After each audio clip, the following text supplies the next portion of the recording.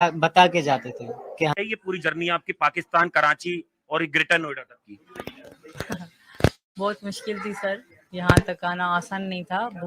मैंने बहुत खर्चा करा और बहुत दिक्कतें आई। बच्चे बेचारे उल्टियाँ और बीमार से भी हो गए यहाँ तक पहुँचने में। गाड़ी, जहाज़, दूसरा जहाज़, फिर बस, फिर वेन, बहुत मुश्किल था। एक शादीशुदा पाकिस्तानी महिला जिसके 4 बच्चे हैं, उसे एक हिंदुस्तान के लड़के से इश्क होता है। ये इश्क की कहानी कैसे बनी? शुरुआत कैसे हुई? वो जानना चाहते हैं आपसे। पहले तो सर मैं अकेली रहती थी। पापा से मेरे वो दिन में काम पे रिक्शा चलाते थे, ऑटो, वो चले जाते थे और फिर सारा दिन अकेले ही रात को 9 बजे आते थे मेरे पापा, जब तक वो जिंदा थे। तो दूसरी बात मैं अकेली थी तो बोर होती थी। पबजी खेला करते थे हम लोग। तभी नहीं खेलते थे और लॉकडाउन नहीं थे तब। मेरे पति इसमें चले गए थे सऊदी अरब कमाने के लिए ना, तो तब पैसे वगैरह भेजते थे, तो मैं मोबाइल चलाती थी, पबजी खेलती थी इनके साथ। ये मेरे साथ पहली बार आए, फिर हम खेलते अच्छा खेलते थे। पुराने थे, मैं नई थी पबजी में। हमारी बहुत अच्छी दोस्ती बन गई। दोस्ती से फिर 21 में हमारा थोड़ा प्रपोज हुआ। इन्होंने मुझे करा, मैंने इनको करा, हम दोनों में नंबर एक्सचेंज हुए? वो तो 20 में ही हो गए थे सर। 21 में हमारे प्यार हो गया बहुत ज्यादा। तो उसके बाद तभी हमने 21 के 7वां महीना था या 8वां महीना था, तो हमने सोचा कि हम एक दूसरे बगैर नहीं रह सकते। ये मेरे बगैर नहीं, क्योंकि इनके भी रिश्ते आ रहे थे। इनके पापा रोज कहते थे शादी कर ले, शादी कर ले। और मैं भी अकेली थी तो मुझे अच्छा नहीं लगता था कि ये शादी कर लें, किसी और को हो जाए, और ये भी कर भी नहीं रहे थे। मेरे मना करने की जरूरत ना पड़ी, खुद कहते थे मैं कभी नहीं करूँगा मेरे लिए, मैं कभी भी शादी नहीं करूँगा। तो सीमा, पहली बार पाकिस्तान की सीमा आपने कैसे लांघी और कहाँ पहुंची आप? उसके बाद ये भारत तक का सफर कैसा रहा, वो थोड़ा सा जानना चाहेंगे आपसे। पहली बार मैं 10 मार्च को आई थी सर, तब इनसे सिर्फ मुलाकात के लिए। तो कहाँ हुई थी वो मुलाकात? नेपाल में, क्योंकि यहाँ का वीजा नहीं मिलता। मैंने यहाँ के वीजे के लिए भी ट्राई करा था। ऐसा नहीं कि मैंने डायरेक्ट सोचा कि भाई मैं गलत तरीके से जाऊँ, नहीं।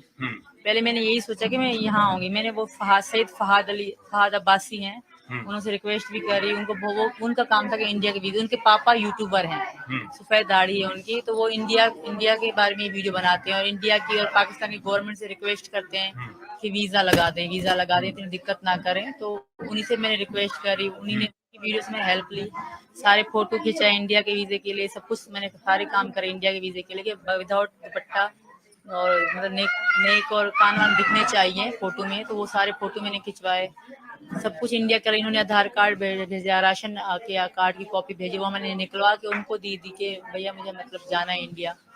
पर फिर भी डॉक्यूमेंट पूरे ना हो पाए, 3 चीजें होनी चाहिए। दो तो पहली बार आप जब नेपाल आई तो कुछ दिन आप रुकी भी थी सचिन के साथ? हाँ ना, हम रुके 7 दिन रुके, हमने शादी करी, हम बहुत खुश भी रहे। कहाँ शादी हुई आपके नेपाल में? पशुपतिनाथ में सर। अच्छा, उस वक्त बच्चे नहीं थे आपके साथ? मैं अकेली आई थी सर। मैं तो घर वालों को क्या कह के आई थी आप? लाहौर का सर, कि मैं लाहौर घूमने जा रही हूँ। अच्छा। क्योंकि हमारे यहाँ अलाउड नहीं है ऐसे जाना वाना। किसी को भी पता नहीं था कि मेरे पे पासपोर्ट मैंने बनवाया है, सिर्फ मुझे पता था कि मैंने पासपोर्ट बनवाया है। सीमा हैदर जब नेपाल आई, उनकी शादी हुई सचिन से, तो आपको डर था कि इनको भी डर होगा कि एक पाकिस्तान की महिला है, ये एक हिंदुस्तान से, आप वापस आएंगी, या आपको लगता था ये वापस आएंगे? फिर इनको मुझ पे भरोसा था और मुझे इन पे। हाँ, इनको लोग कहते थे अरे पाकिस्तान लड़कियां फ्रॉड होती हैं, एजेंट होगी गई। हाँ, ऐसे इनको लोग कहते थे। हालांकि ये मुझे मतलब थोड़े पैसे कम हो गए मेरे पास, तो ये मुझे भेजने के लिए इन्होंने कोशिश करी। किसी से मांगे तो कहा यार छोड़ दे, आना होगा तो आ जाएगा, तू भी पाकिस्तान लड़की को भेज रहा है। इस तरह इनको कहा गया कि फ्रॉड होगी, तेरे से पैसे लेके आएगी भी नहीं, इस तरह इनको लोगों ने कहा। तो मुझे दुख हुआ कि मैं तुम मत भेजो, हुए तो मैं अगर टिकट जो सस्ती हुई तो मैं आऊंगी, वरना मैं भले कोई दिक्कत नहीं है। तो फिर मतलब ऊपर वाले की कृपा से मुझे 6 लाख में टिकट मिल गई, हम पांचों की। बच्चों की 1,20,000 में इस तरह, और मेरी थोड़ी 40 पता नहीं कितने में मिली थी, तो टोटल 6 लाख में उन्होंने। नेपाल पहुंचे फिर आप? नेपाल के लिए। और वहां से फिर आप बॉर्डर क्रॉस करके गैर तरीके से? हाँ, अंदर आई। ये मेरा किराया में कि मैं गैर कानूनी नेपाल से यहाँ तक। फिर आप गिरफ्तार भी हुए दोनों लोग? जी सर, गिरफ्तार हमें कोई पकड़ा नहीं गया, क्योंकि मैं कमरे में ही रहती थी, बाहर कहीं नहीं जाती थी। हम कोर्ट मैरिज के लिए वकील के पास गए। भारत की सरकार से, सूबे के मुख्यमंत्री से क्या कहना चाहेंगे? अब आप आ गई हैं योगी जी से मेरी रिक्वेस्ट है कि मैं हिंदू धर्म में तो आ गई हूँ, मेरे बच्चे भी आ जाएंगे, आज या कल गंगा नहाएंगे। उनसे मेरी यही रिक्वेस्ट है कि मुझे यहाँ की नागरिकता दे दें मेरे बच्चों को, और मुझे पाकिस्तान वापस भेजने की बात भी ना करें। मैं नहीं जाऊंगी, पाकिस्तान का नाम भी सुनना नहीं चाहती। आपके जो शोहर हैं वो सऊदी अरब से वीडियो बना रहे हैं कि मेरी बेगम जो है उन्हें वापस पाकिस्तान भेज दिया जाए, क्या कहना चाहेंगे इस पे? मैं सर नहीं जाऊंगी, वो ऐसे ही कह रहे हैं। और इतने समय उनको याद नहीं आई, इतना समय हो गया था मैं यहाँ पे हूँ, तब उन्होंने मुझे पाने की या मिलने की कोशिश नहीं करी। जब वीडियो में वायरल होने लगी हूँ तभी उनको पता पड़ा, तो अभी वो ऐसी बातें कर रहे हैं। तो घरेलू हिंसा का शिकार थी आप एक तरीके से पाकिस्तान में। ये बहुत गलत और गाली गलौज देते हो, ये हमेशा कहते थे मैं आऊंगा तुम्हारे साथ ये करूंगा, तुम्हारे साथ ये करूंगा। और डिवोर्स की बात भी इन्होंने खुद ही करी थी, मैंने कभी नहीं करी थी। ये खुद ही कहते डिवोर्स की बात। हमारे साथ सचिन भी हैं, सीमा हैदर के जो उनका इश्क है।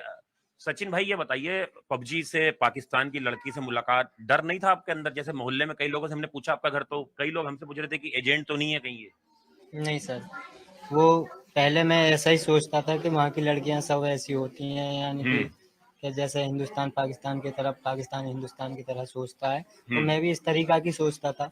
जब मैंने इससे बात करी, बात करने के बाद कुछ दिन मैंने 1 साल बात करी वैसे, फिर हमारा प्यार जब लगा ऐसा कुछ भी नहीं है, तो हमारी बात होते होते होते थे प्यार ऐसा हो गया कि मैं तेरे बगैर नहीं रह पाऊंगी, तू मेरे बगैर नहीं रह पाएगा। तो हमें जानकारी नहीं थी कि कैसे पासपोर्ट बनेगा, कैसे वीज़ा बनेगा, तो यूट्यूब पे सब चीज़ जानकारी निकाली हमने, सब चीज़ यूट्यूब से ही जानकारी करके ये सब ओके करवाया, वीज़ा, टिकट सब, पासपोर्ट, ये सब। फिर नेपाल पहुंचे आप? फिर नेपाल पहुँचे, तो 7 दिन हम वहाँ पर रहे थे। 10 मार्च को पहुँचे थे, तो 13 मार्च को हमने काठमांडू पशुपतिनाथ मंदिर में शादी की थी। उसके बाद हमें 7 दिन हो गए। 7 दिन होने के बाद तभी से इसने हिंदू धर्म अपना लिया था। और जब पूरा गांव और पूरा परिवार खुश है, पाकिस्तान से भाभी आई हैं यहाँ? ये परिवार को और घर वालों को और मोहल्ले वालों को ये नहीं है कि पाकिस्तान से ही आई है, सब अपनी बेटी के समान मानकर सब आशीर्वाद देकर जा रहे हैं, सब सर पे हाथ धर धर कर सब आशीर्वाद देकर जा रहे हैं। आपकी जो माली हालत है उसमें पाकिस्तान से एक महिला आई है जो अपना घर छोड़ के आई है किसी वजह से, 4 बच्चों के साथ, थोड़ा सा मुश्किल है अभी ये सफर? जी सर, इसको सब पता थी कि हमारी क्या हालत है, कैसी हालत है, सब ये आप हम दोनों आपस में सब चीज़, यानी कि हमारे अंदर कोई ऐसी बात नहीं थी जो हम छुपाते थे। सब चीज़ अपने अब मैं अपने बारे में, ये अपने बारे में सब चीज़ बता देता कि अगर हम एक-एक पल भी, यानी कि हम कहीं जाते थे ना, तो एक दूसरे को बता के जाते थे कि ये पूरी जर्नी आपकी पाकिस्तान